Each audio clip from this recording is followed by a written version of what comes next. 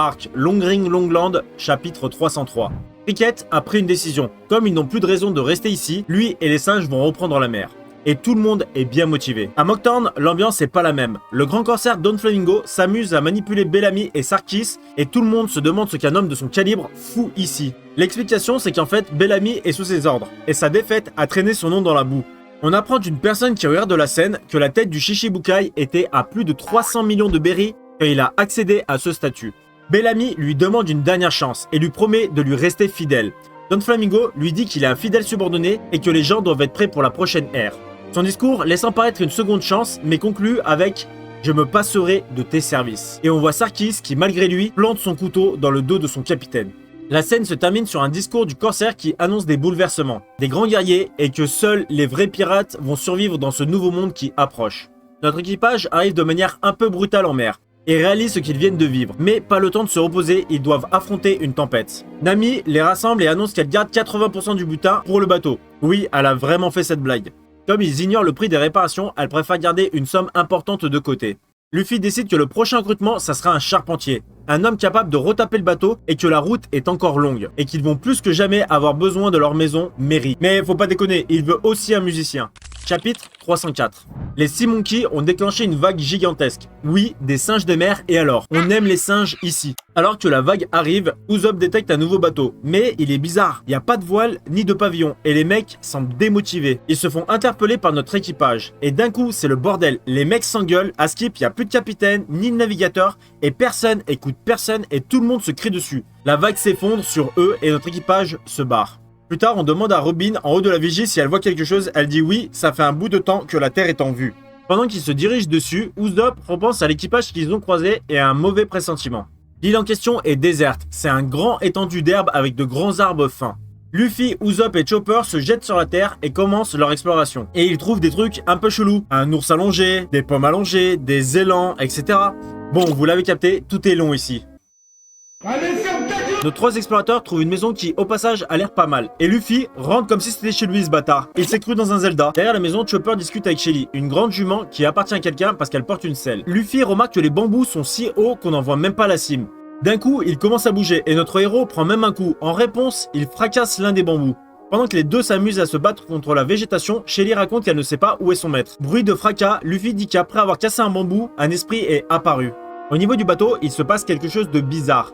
Ils se font bloquer par un navire de l'équipage de Foxy qui souhaite un duel. Chapitre 305.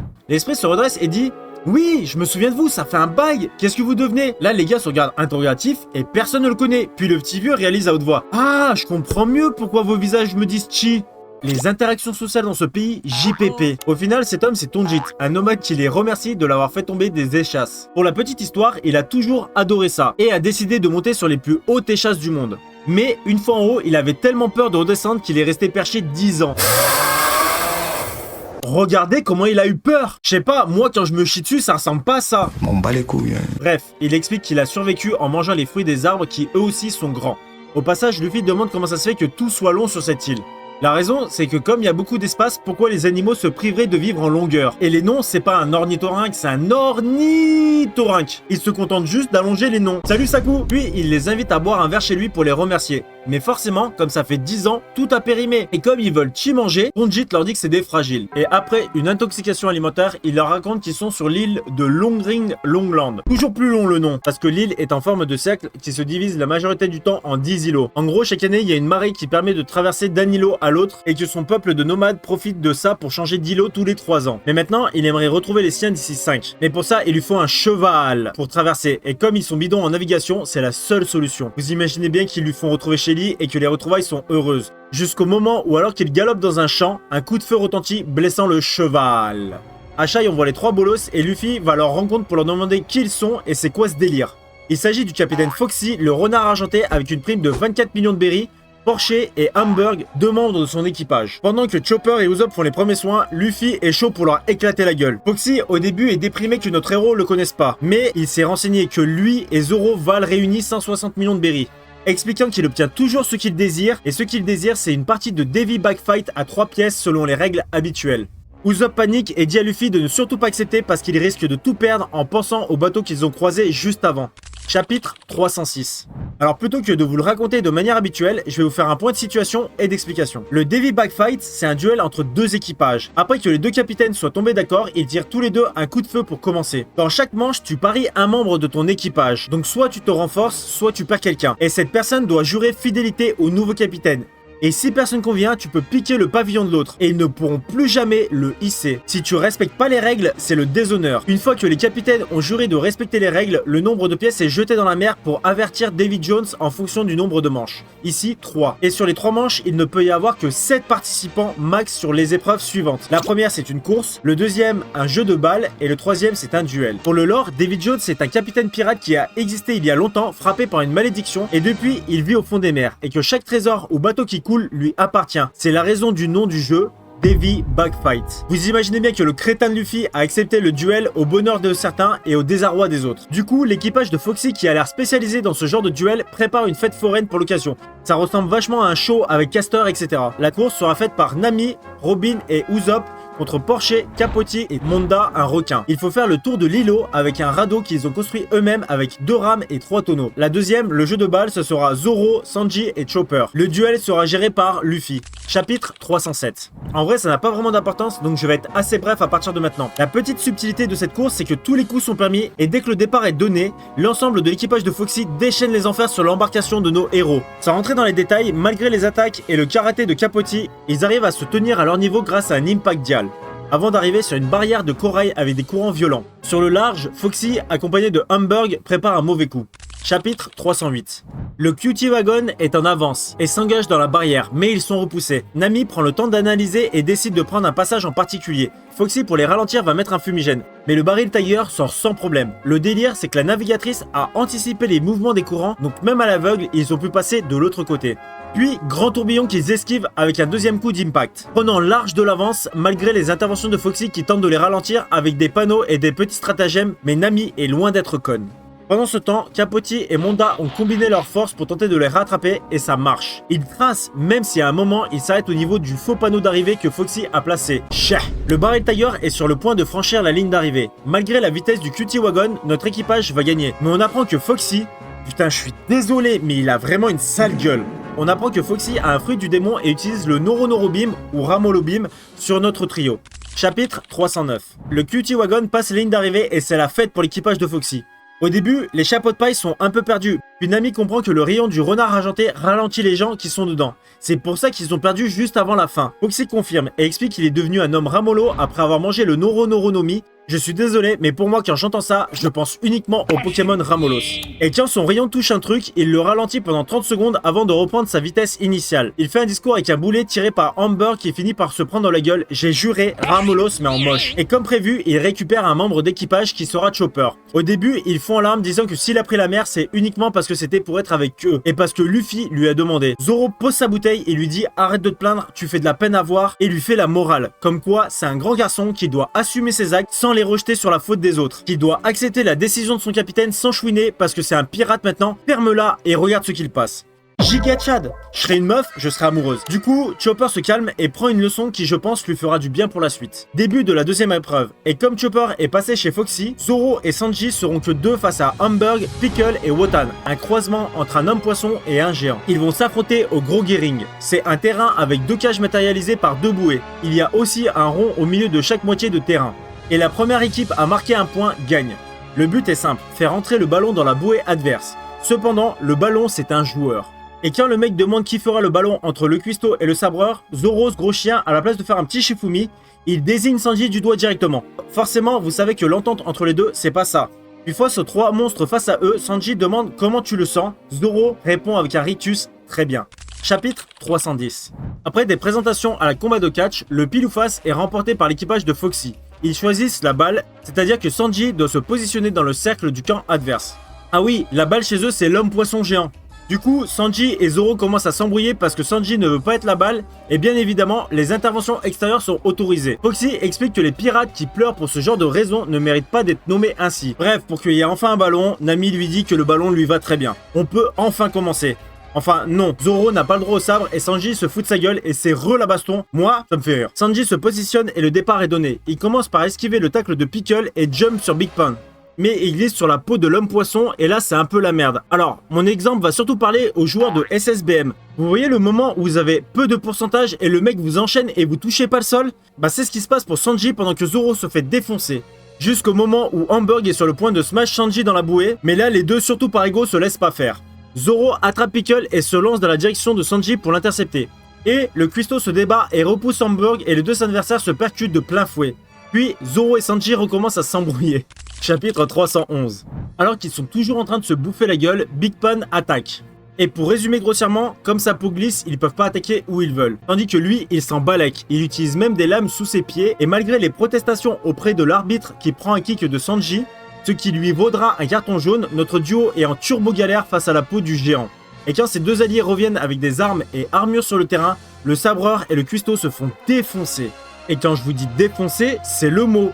Au final, ils se retrouvent les deux au sol et alors que le trio de l'équipage de Foxy flex, Zoro propose une alliance de 10 secondes à Sanji qui l'accepte. Chapitre 312. Mais l'ambiance festive va radicalement changer quand le duo va se relever créant le doute. En réponse, Foxy commande un Monster Burger. L'idée, c'est de les transformer en burgers. Hamburg sort de son calbut 2 battes de baseball. Me demandez pas d'où elles sortent s'il vous plaît. Pickle des épées et le Wotan prend 2 presses en guise de pain, pendant que l'arbitre fait des étirements. Mais là, avec la collaboration, c'est une autre histoire. Hamburg prend 2 kicks de Sanji qui l'envoie dans la presse de Big Pan. On est ready pour Paper Mario. Puis Zoro chope Pickle qui s'est transformé en Beyblade et le balance sur le Wotan qui prend tarif. Et alors qu'il est sur le point de s'effondrer, Sanji le maintient debout avec un kick. Pickle se retrouve seul face à nos 2 camarades qui le chargent. Focus sur Zoro, il voit pas arriver le coup de pied de Sanji qui le projette sur l'arbitre et l'écrase. Alors qu'il se relève pour mettre un carton, il se rend compte qu'il n'a plus rien. Nami a tout piqué. Sanji propulse Zoro avec son armée de l'air qui chope le Wotan par la bouche et lui smash la gueule dans la bouée. Chapitre 313.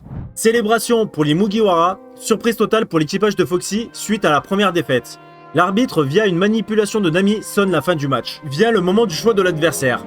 Luffy allait naturellement choisir Chopper, mais Nami lui dit si on récupère le capitaine, ils sont forfaits. Là, tout le monde vrille parce que c'est une tactique déshonorante qui s'appelle la cacahuète. Au final, ils se concertent et comme ils n'ont pas du tout envie d'avoir Foxy qui est triste d'être considéré comme un boulet, ils récupèrent Chopper. Les préparations pour la 3e manche ressemblent à un giga show de boxe. Les 2 capitaines s'affrontent sur le bateau de Foxy, le Sexy Foxy. Terrain qui a été choisi par un tir de boulet de canon au hasard. Les règles sont simples. À l'endroit où a atterri le projectile, ils ont un rayon de 50 mètres pour s'affronter. À partir de ce point-là, être dans les airs ou dans la mer, ça compte. Ils peuvent utiliser tout ce qu'ils trouvent sur le bateau et personne peut intervenir. Pour gagner, il faut dégager le mec hors de la zone de combat. Ah oui, Usopp est le coach de Luffy. Le top est donné et les présentations en mode combat de boxe sont faites. Le duel d'aujourd'hui opposera contre toute attente 2 capitaines. À ma gauche, dans le coin de Chouin, détient le palmarès de 920 victoires pour 0 défaite. L'homme aux 24 millions de berries, l'homme qui a mangé le Noru Noru Nomi, le renard argenté, Foxy. Face à lui, pour sa toute première confrontation au Davy Backfight, l'homme élastique qui a sauvé East Blue et Skypea avec une tête mise à prix à 100 millions de berries, Monkey D. Luffy, qui vient avec une super dégaine à la Apollo Creed. Chapitre 314. Petit flashback où ils sont dans les coulisses et Usopp lui file une afro en disant la coiffure Kari. Retour sur le bateau, les 2 adversaires sont sur la figure de proue. Des gradins s'élèvent pour permettre aux spectateurs d'assister au combat. Puis la cloche retentit et la foule est en délire. Luffy envoie une droite ralentie par le pouvoir de Foxy. En essayant de ramener son bras, il tombe au sol. Voyant qu'il va être à nouveau victime du rayon, il saute en l'air pour l'esquiver. Mais c'était une feinte. Foxy le ralentit dans les airs et lui saute dessus avant de lui mettre v'là les jabs pendant plusieurs secondes. Luffy tombe au ralenti et ensuite à la fin du décompte, il prend d'un coup tous les impacts dans la gueule. Quand il se relève, Foxy profite de connaître son bateau pour envoyer tout ce qu'il peut. Flèches, boulets de canon. Notre héros est mis dans la difficulté et le chapitre finit sur une grosse explosion proche de lui. Chapitre 315. Globalement, c'est le jeu du chat et de la souris. Il y a cheat et pique. C'est juste Foxy qui utilise plein de petits stratagèmes et déguisements en passant par plein de pièces du bateau. Il prendra quand même quelques coups, mais le chapitre finit par Luffy qui est sous l'effet des photons Ramolo et attiré dans une pièce. Chapitre 316. Dans la pièce, il y a un robot, le Gorilla Puncher numéro 13.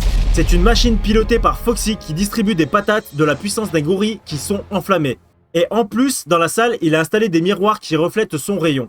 Luffy va prendre tarif et doit esquiver les coups de la machine en plus des rayons.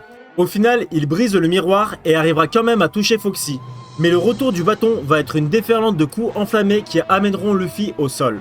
Pendant que dans les gradins, il y a un débat sur la puissance de l'afro, explosion. 2 silhouettes se dégagent de la fumée. Foxy, les poings levés, et Luffy brûlé sur le plancher du pont. Mais il se redresse fièrement en garde en dépit de ses blessures. Là, tout le monde est sûr d'une chose, l'afro carry.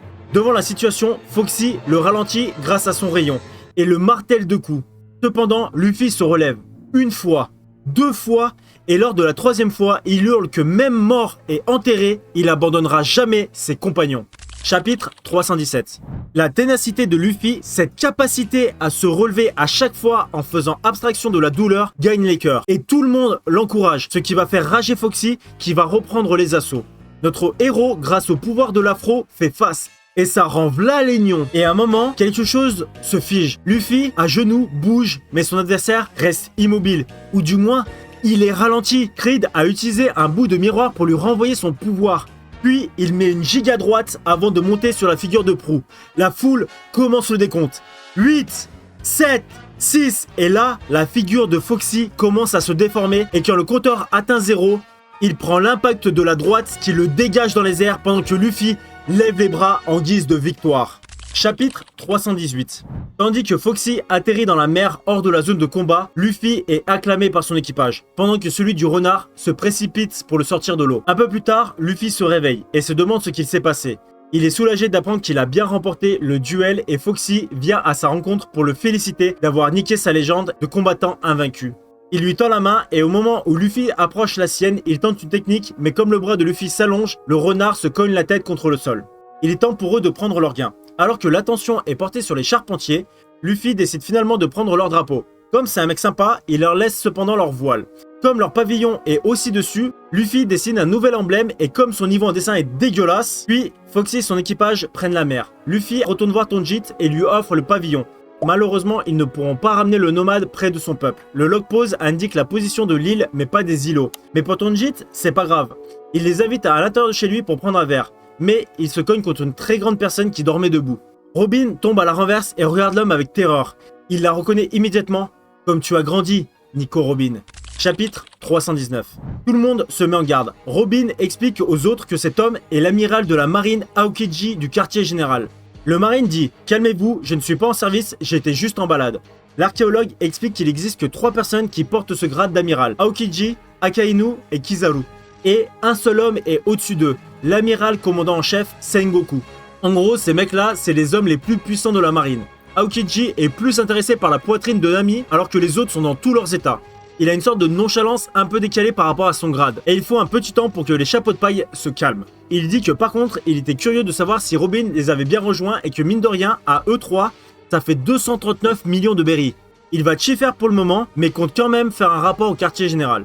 Luffy lui dit de dégager et de pas dormir ici. Il accepte, mais avant ça, il veut faire un truc. En fait, il explique qu'il a le sommeil léger et qu'il a tout entendu de la conversation avec Tonjit et compte l'aider, lui et Shelly, à rejoindre son peuple. Les gens pensent que c'est impossible, mais Robin dit qu'avec lui, si. Le nomade arrive avec le petit groupe au bord de la mer. Entre-temps, ils ont tous sympathisé. Aokiji s'approche et met sa main dans l'eau. Un monstre marin sort et alors que tout le monde panique, l'amiral lance l'Ice Age. Et là, il a juste transformé le paysage. La mer a gelé jusqu'à l'horizon, ainsi que notre monstre marin.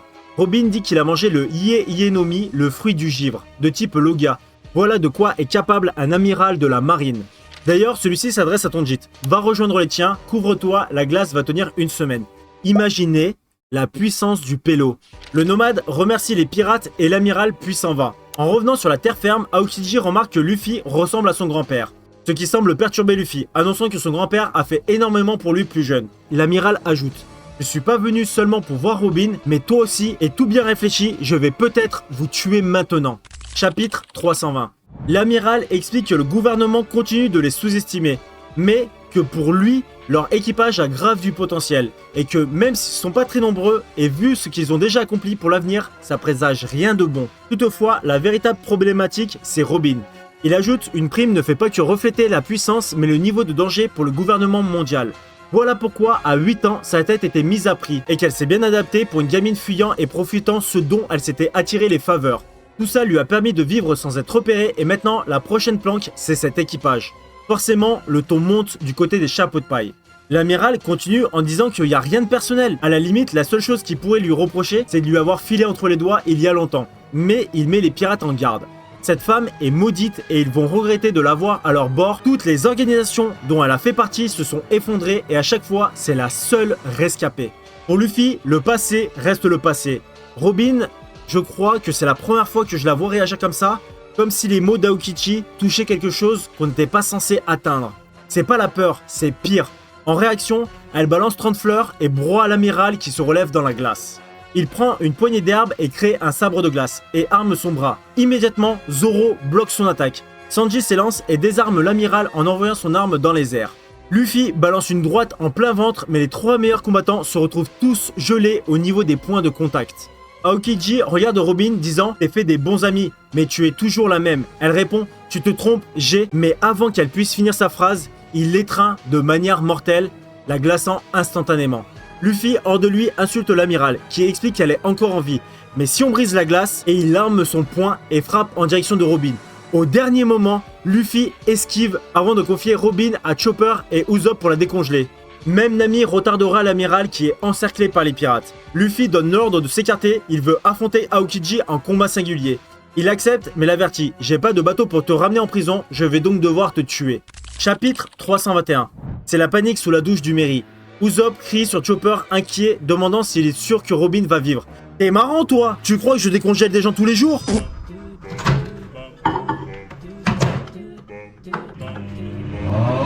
Dehors, le médecin entend hurler son nom. Il interroge pourquoi ils sont que 3. Zoro répond « Osef, décongèle-nous, on doit y retourner ». Chopper va leur dire « La douche est déjà occupée par Robin, il faut de l'eau ». Sanji et Zoro, sans réfléchir, se jettent dans la mer. Et le médecin continue. Une fois la glace fondue, faut frictionner les parties glacées. Nami monte à bord du bateau pour aider Robin. Après un petit moment, Usopp reproche aux 2 hommes forts d'avoir abandonné leur capitaine. Sanji l'attrape par le col et lui crie dessus. « C'était ses ordres, et tu sais ce que ça signifie, un combat singulier ?» Zoro met un stop à tout le monde. Il dit « C'est pas le moment de s'embrouiller, je sais pas s'il a pris la décision sur un coup de tête, mais tenez-vous prêts au cas où si on doit faire face. » Sur la plaine congelée, Luffy semble avoir plusieurs parties de son corps glacées, mais se lance quand même à l'attaque. Il arrive même à mettre un coup de pied qui projette l'amiral en l'air. Cependant, lorsqu'il arrive à son niveau pour l'enchaîner, Aokiji est trop puissant et le congèle d'un coup. Il se dit « Je suis tombé dans le panneau de Luffy. Comme j'ai accepté ce duel, ça serait immoral de s'en prendre aux autres.